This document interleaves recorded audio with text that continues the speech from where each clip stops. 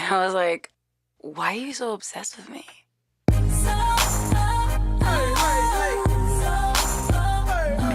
Hi you guys, welcome back to my channel. My name is Samaria, for the ones that don't know, and I'm here to present to you guys another video.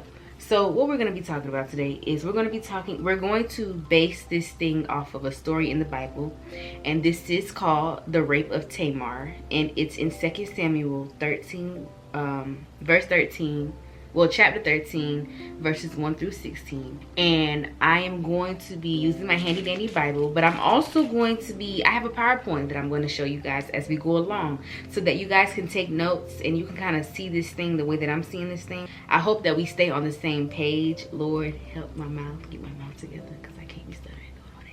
Gotta help me, God. I want to start off with reading the story of the Rape of Tamar. This is so good, and I named this The Mind of a Man. I don't know if I'm going to keep this name, but I think this is a very good name for this story, The Mind of a Man. The way that the enemy deceives men, right? Let's talk about it. David's son Absalom had a beautiful sister named Tamar, and Amnon, her half-brother, see, y'all, don't mind the outside either. I'm trying to get some cool air. Okay. And Amnon, her half-brother, right? So this is Tamar's half-brother, Amnon, fell desperately in love with her. Amnon became so obsessed with Tamar that he became ill. Let's talk about it. She was a virgin, and Amnon thought he could never have her.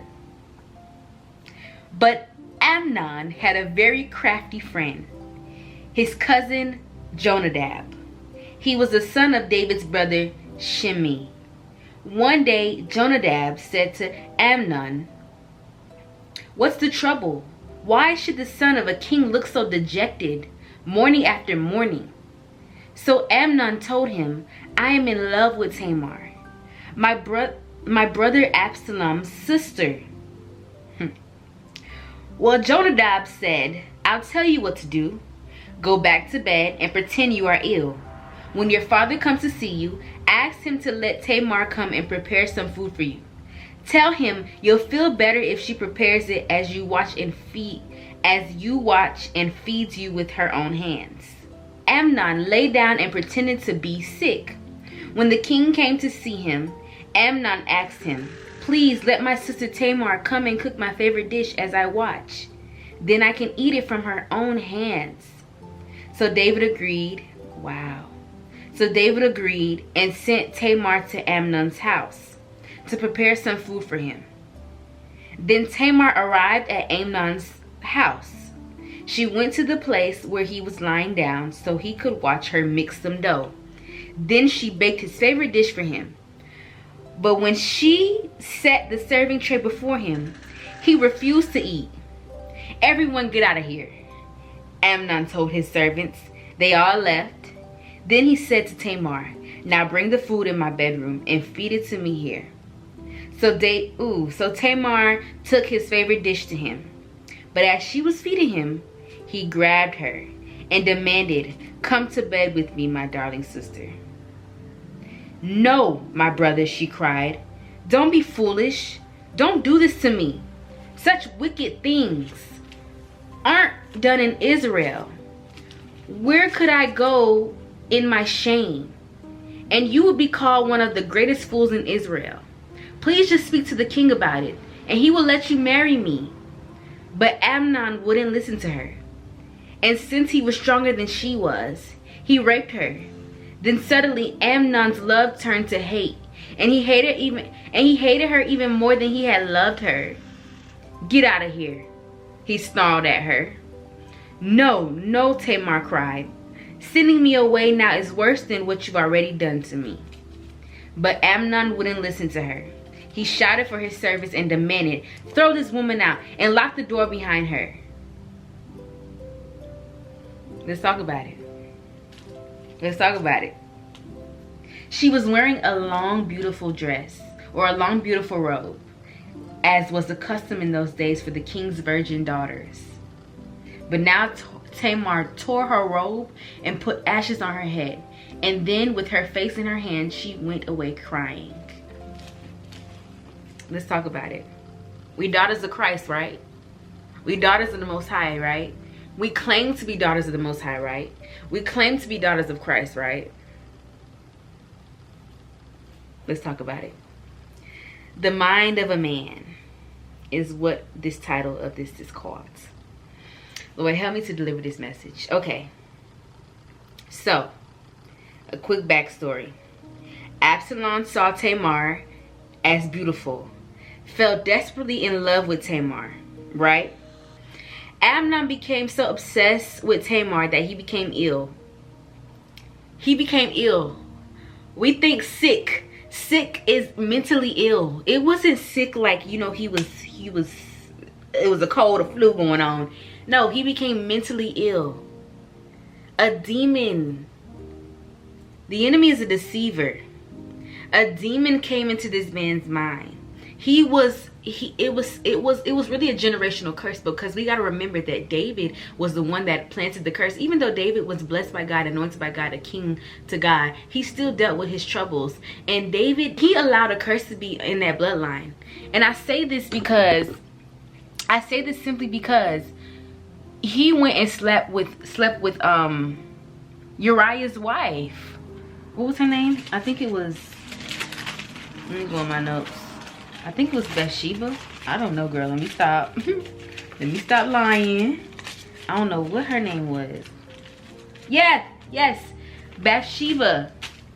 He went and slept with Bathsheba. And when he did that, he basically defiled her, because she was already married. So you really raped her. And you didn't have consent to be this man's, you didn't have consent to be this wife's, husband. And she was already married. And so what David did was considered rape. And so he added, I can't even say he did. He put a curse on the bloodline. So then you wonder why Amnon is kind of doing the same thing. He's doing the same thing, And so sometimes we go through different things in our life simply because there's a curse on the bloodline.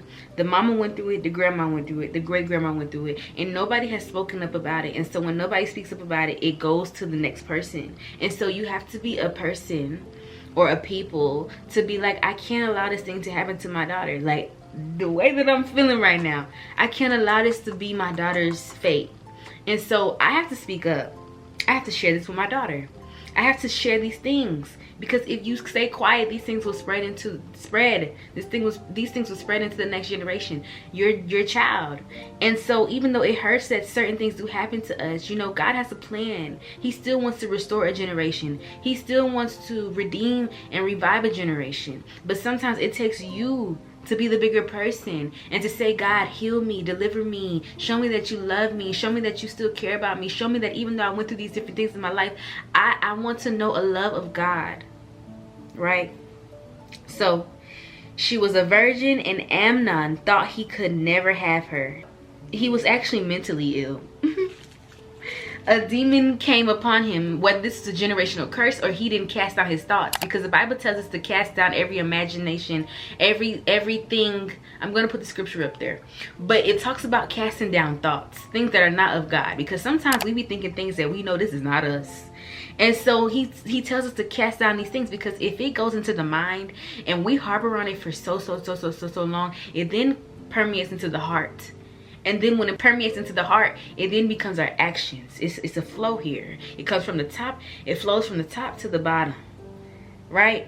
So it then becomes an action when we don't cast this thing out of our minds. And so he became so obsessed with her. Half the time, some of these guys do not like us. I'm gonna just be completely honest. They don't love us.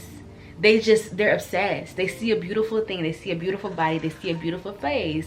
And girl, we love that you have those things, but we got to know how to discern and to understand when a man genuinely loves us. But the only way that we would know that he genuinely loves us, what is that? Get out in the name of Jesus. You must depart. So we have a couple things that I want to just break down in these first couple of scriptures about how he had a crafty friend. So it means that you have to watch out for the friends that you have around you. right? Because this man was crafty. Witchcraft, manipulation, deception, deceiving. You gotta watch out for the friends that you have around you, because this man was igniting the fire.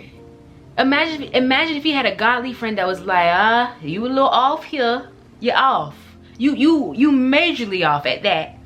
Imagine if he had a godly friend. He would have never did what he did. Well, we would hope, but you know what I'm saying? So it's just like, you gotta be careful of people that you have around you and speaking into your ear, because he was crafty and he was indulging in witchcraft. He was indulging in witchcraft. He was indulging in manipulation. All that he told Amnon to do was a lie, y'all. It was a lie to get what he wanted, right? So men have to be careful who they hang around. Women too, because we do the same thing. We have friends like, girl, take his money, girl. Do what you gotta do, girl. No, because you won't get what you want in the end. You will most likely be hurt or miserable in the end, because you reap what you sow. And then his friend tells him to pretend that you are ill. A question to ask was, his intentions pure? What was the reason why he wanted her? That is something that you ask the person that you are courting and or dating. The enemy can convince you that you're in love. The question is, what is love according to the Bible? Right? And we'll get into that later on. So what is obsession? According to Webster, a persistent, disturbing preoccupation with an often unreasonable idea or feeling. Obsessive thoughts. Constantly thinking about a person you're infatuated with. So Amnon, he was dealing with obsession and infatuation. And we typically deal with that. You know, infatuation, what I've learned about infatuation is that it's short-lived. Like, it's a spark, but there has to be more to that spark. Like, yeah, you can be infatuated with somebody, but where's this leading you to? Is the spark going to continue? That's the real key about infatuation. Is the spark going to continue? And so you have to ask yourself, is this something that I want to continue? And so obsession synonyms is compulsion, delusion, enthusiasm, fascination, infatuation, mania, passion, and phobia. Obsession can lead to selfishness. To only think about yourself. In the text, Absalom's obsession grew so strong that he forgot all about his morality. He didn't care about the fact that she was a virgin, nor her wishes, right? Then I put here, obsession looks like love. Obsession usually goes away when you get what you want. Obsession is fickle. It is not firm. It doesn't keep a relationship, right? Because when you're obsessed with somebody, you oftentimes will do what you need to do to please this person, right? But if this is not really you, you would typically fall off of doing what you do to please this person, because this is not really you in the beginning, right? And so when you come obsessed with somebody, it can turn into witchcraft, because you start trying to move how this person moves and do what this person do and pick up in certain things that this person do, just simply because you want to be with them, simply because you're obsessed with this person. And then it literally is a form of witchcraft. It literally is. It literally is, because you're manipulating your own self into being somebody that you're not. His obsession turned into hate. What he thought was love turned into hate, but let's get into it. I put here, obsession is dangerous when not in a relationship, when not in a marriage. There is nothing to stand on, nothing set in stone, which then leads to a fantasy. There's nothing firm here. It's all about thoughts and thoughts and thoughts and imagination, but nothing to stand on, right? So let's get into it. Ooh. So what will obsession cause you to do? Obsession will cause you to be deceitful, deception, lie and be crafty. 2 Samuel 13 verse 6. Obsession will cause you to cheat. Obsession will cause you to cheat, because once you get what you want, once you get what you want, you see how Amnon got what he wanted and it was like shoo shoo? You see how Amnon got what he wanted and it was like shoo shoo? It will cause you to cheat because it was never built off of love. It was never built off of love, y'all. It was never built off of love, okay? Obsession will make you do foolish things. You see how Amnon, he decided to act like he was sick. He pretended that he was in the sick bed, right? To get some cheeks. It would have you doing foolish things. But I honestly think that he was just being deceived by the enemy. The enemy, it was literally a spirit that came into him. I really do believe that it was a spirit that came into him to make him want to rape her. Because essentially it's rape. And we're doing that in this generation as well. This is not, we're not just talking about Amnon in the Bible. We're talking about what we do in this generation as well. Men and women are raping each other. You don't know him about 2 days, 3 days a week. And you're already laying down with him. And I'm not coming from a judgmental spirit. I'm coming from a spirit of love. Like, let's get our priorities here. Tough love. Let's really think about some things. Let's take accountability for what we be doing, right? I'm coming from a place of we're literally raping each other. We're laying down with people and it's like a consent rape. You know, you have those ones that are not consented, but then you have a consent rape. Like, you consented to this rape.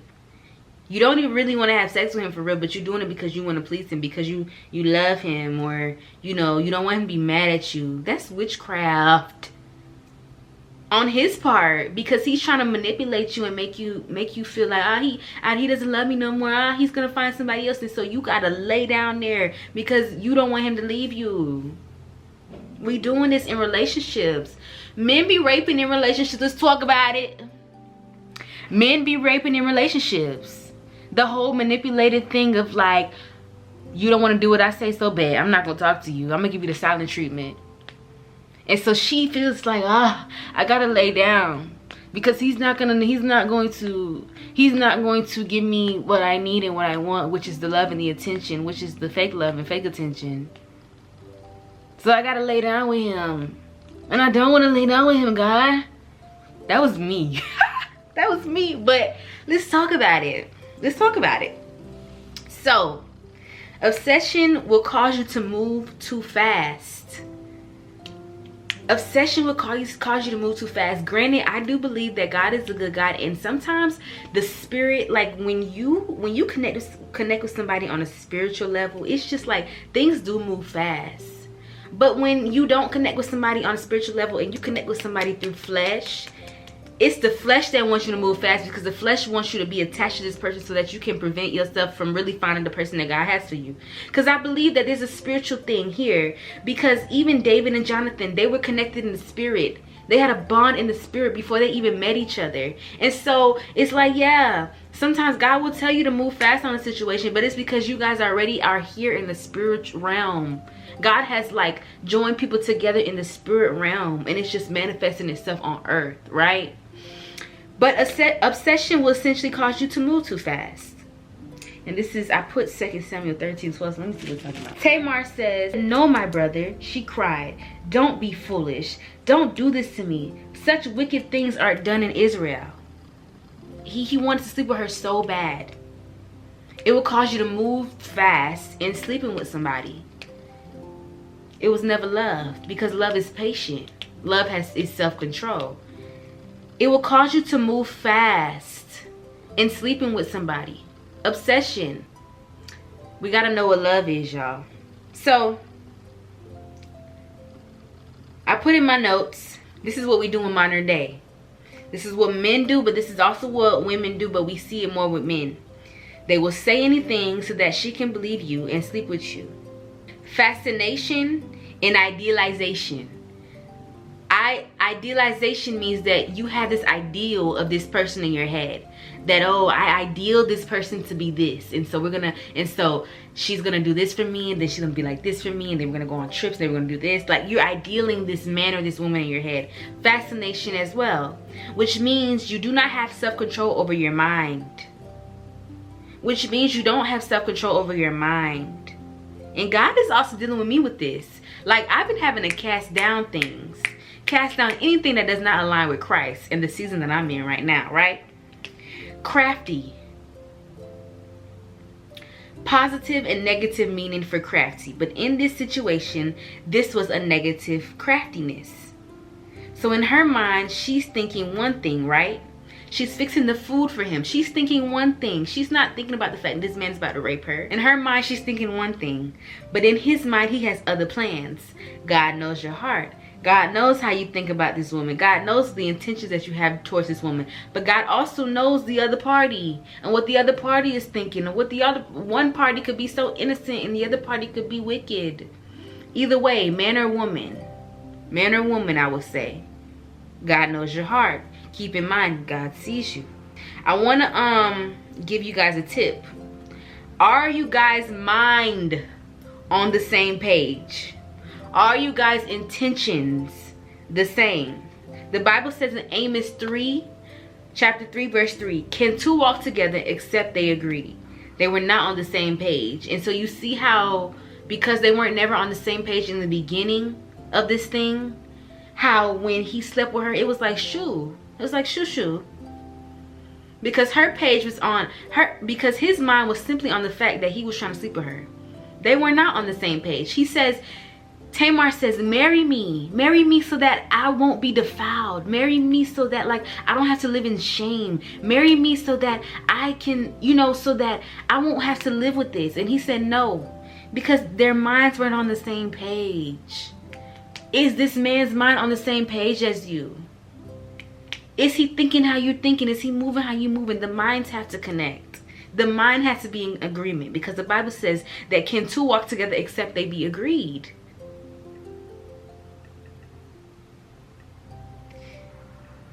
They were not on the same page, so therefore, once he got what he wanted, he didn't feel the same.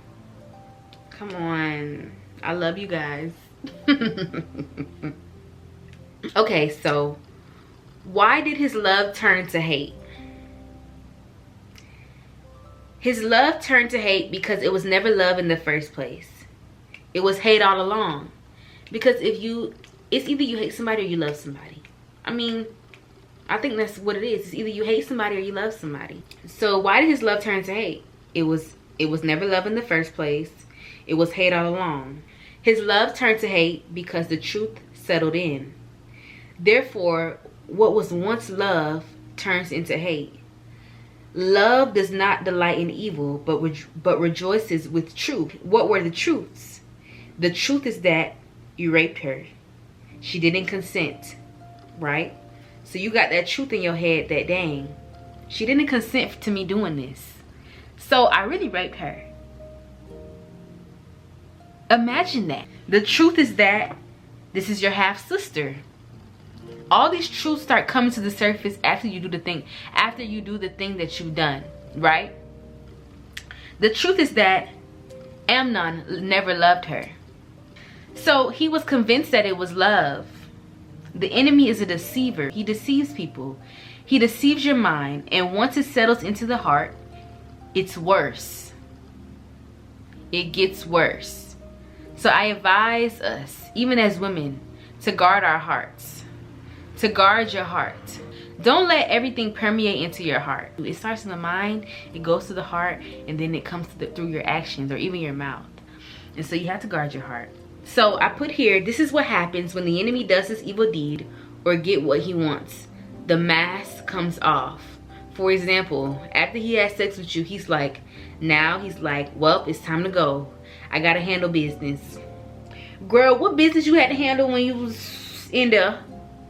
Now you gotta handle business. That's the #1 line. I gotta handle some business. I got business to handle. Great, please. Anyways, what are some truths about men? I'm not a man eater, but God has given me some revelation, like some truths about men. The truth for a man could be that he doesn't want to be in a relationship with you. The truth could be that he doesn't see you as a wife for him. The truth is that he still wants to do what he wants to do. That could be a truth for a man. Like, these are simply truths that he could be in right now. He doesn't see you as his wife. He may do want a wife. He doesn't want to be in a relationship with you, and he still wants to do what he wants to do. And granted, you have to respect his wishes. Like, you can't force, you can't do witchcraft, you can't be like, like brushing on his neck, I still love you, because all these things, these can entice him in the beginning, but these things wear off. You're gonna have to keep on doing this to get what you want. You're gonna continue to have to work in witchcraft to get what you want. And granted, he may have been wrong. The man may have had done his part in this situation, but you also have a part to play, and you have to think with a pure intent, so that God doesn't send judgment to you as well. Because as much as he may send judgment to him, he's gonna send judgment to you as well. Y'all both were operating in a place of rebellion, a place of witchcraft, a place of maybe love spells. So what is love? 1 Corinthians 13 verse 4 through 8 tells us what love is. Love is patient. Love is kind. It does not envy. It does not envy. It does not hate. Amnon hated. It does not hate. It does not boast. It is not proud. It does not dishonor others. It's not self-seeking. It's not self-seeking. Amnon cared about what he wanted to do. He was seeking his own pleasures. He was seeking his own will. It is not easily angered.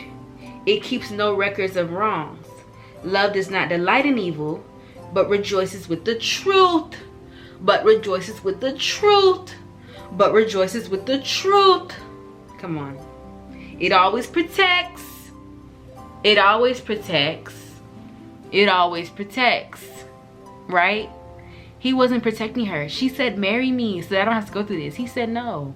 He said, I don't want to protect you. Come on, talk about it. Always trusts. Always hopes. Always perseveres. Love never fails. This is Bible, y'all. This is Bible. All else will pass away, but and it talks about how all else will pass away, but where there's love, like love never fails. Okay, so let's talk about it.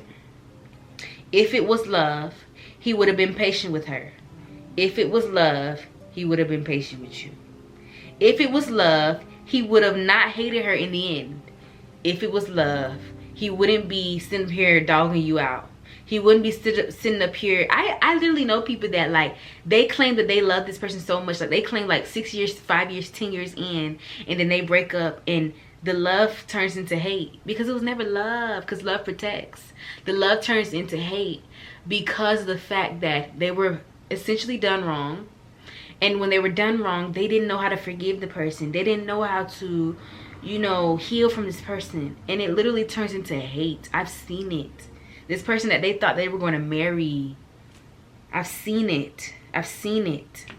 If it was love, he would have not dishonored her body.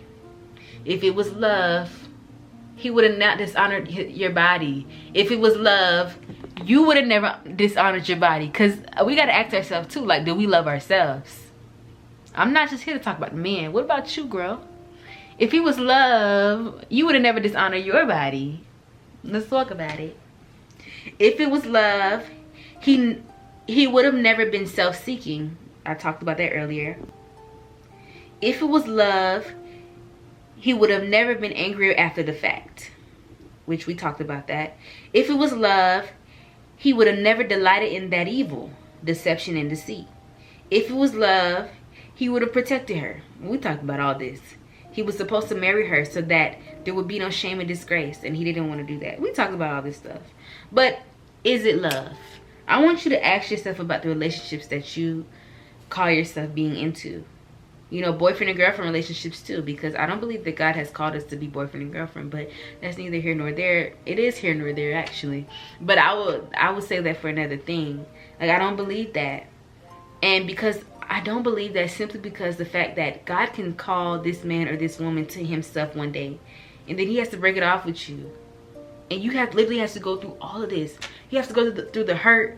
You have to go through the healing. You have to then think about, like, dang, it's just too much. It's just too much. But let's go to the next one. Sex does not equal love. Amnon had sex with Tamar and still didn't love her. We're living a day and age of delusion, which actually comes from the devil, devil, delusion, delusion, deception, devil, deceive, devil. This stuff comes from the devil. Sex does not equal love. Amnon had sex with Tamar and still didn't love her. Just because he has sex with us doesn't mean that he loves us, girl. He can tell us all this. He can tell us all this. But what is his actions? Is love patient? Is love kind? God is love. So if God is not in him, he cannot love you. If he doesn't know what love is from God, he cannot love you. Love is an action. Granted, sex is an action too.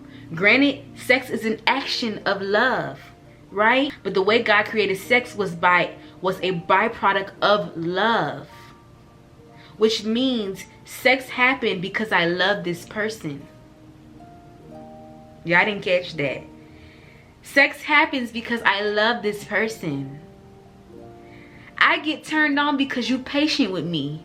I get turned on because you kind to me. I get turned on because you're not self-seeking. I get turned on because you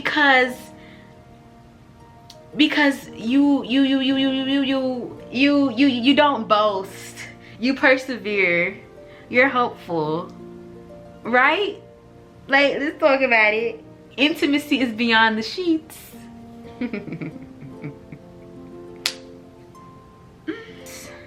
Guard your heart, for everything you do flows from it. Proverbs 4:23. Guard your heart.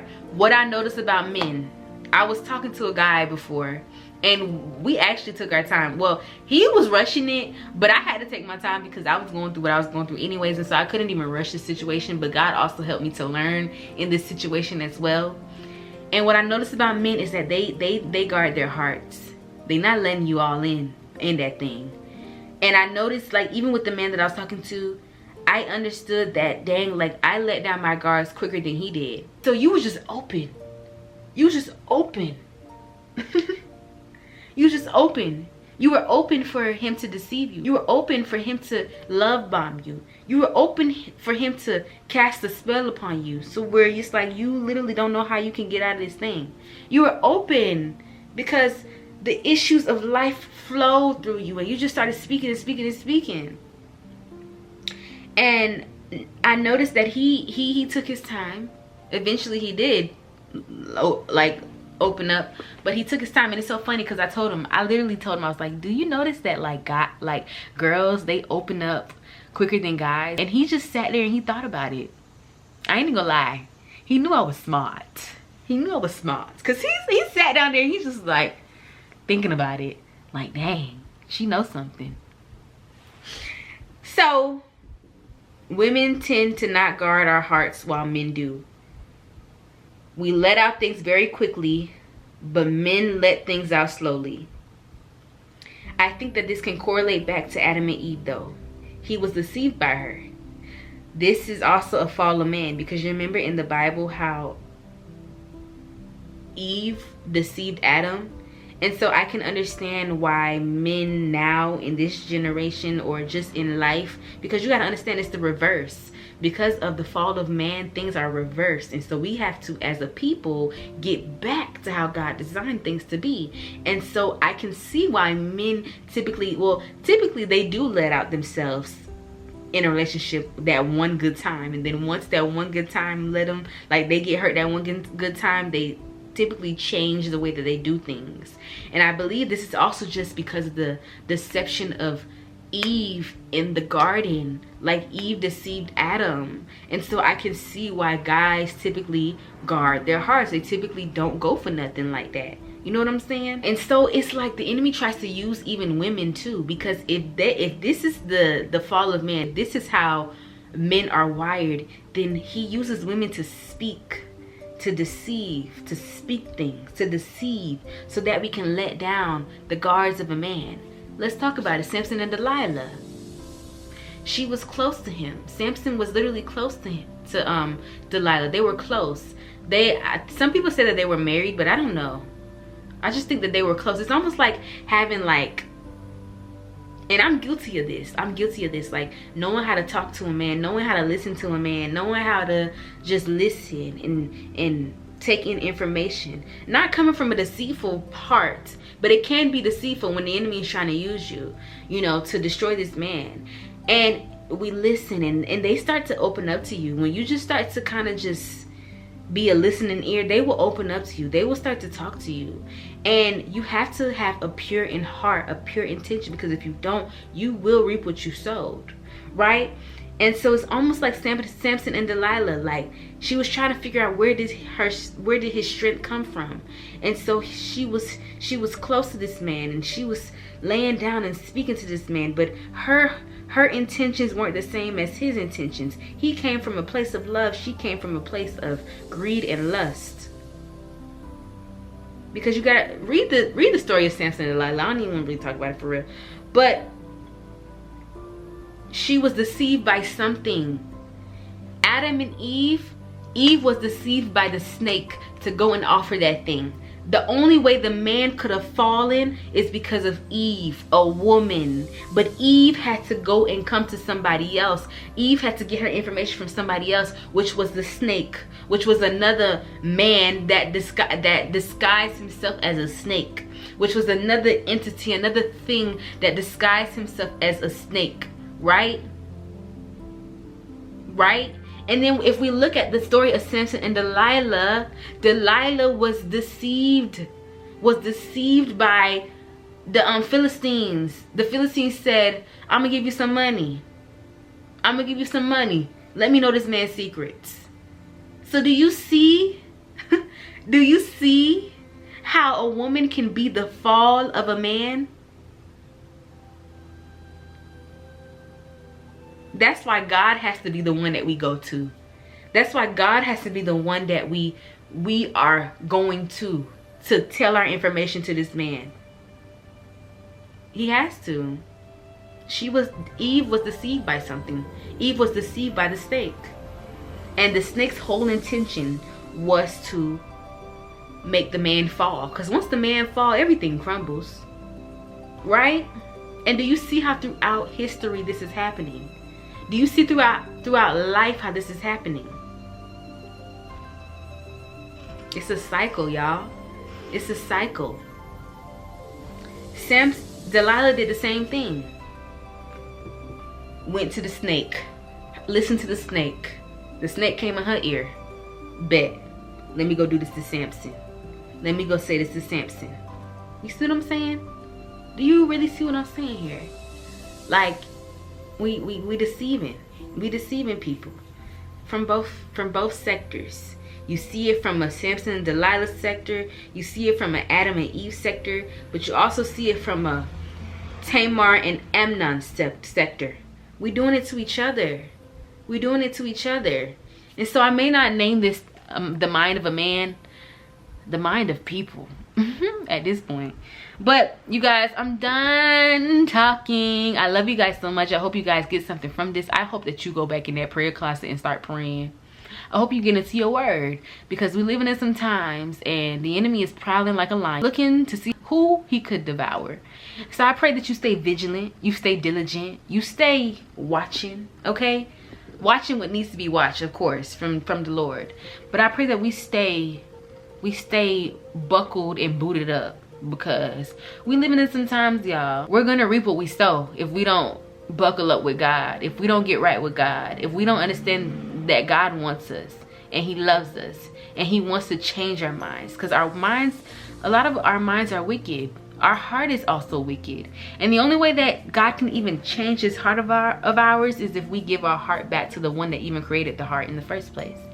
He can give you a new heart, so where your heart is not that wicked. Like, it can become new, it can be transformed. He can fill those voids, fill those empty places in you. He can do it for you. No matter what you have been through in life, God can restore you. He can make you new. He can make you whole. So the fact that you look at that deception, that evil, you say ill. You say ill. It comes to a point where you want to speak out. It comes to a point where you want to tell everybody else about it. He loves you, girl. He loves you, son. He loves you, boy. He loves you, girl. He loves you, man. He loves you, woman. He loves you, young man. He loves you, young lady. He loves you. He wants you. He desires you. I love you guys so much. And I just pray that we come back to God. We come back to the first love. He's our first love. He's our father. Typically, a father loves you. He's your first love. Granted, some of us may have not experienced that from our father, but we do have a heavenly father. And I promise you, if you get to know him, he quite dope. He dope. He powerful. He almighty. He the big one. The one and only. Adonai El Shaddai. Talk about it. But I love you guys so much.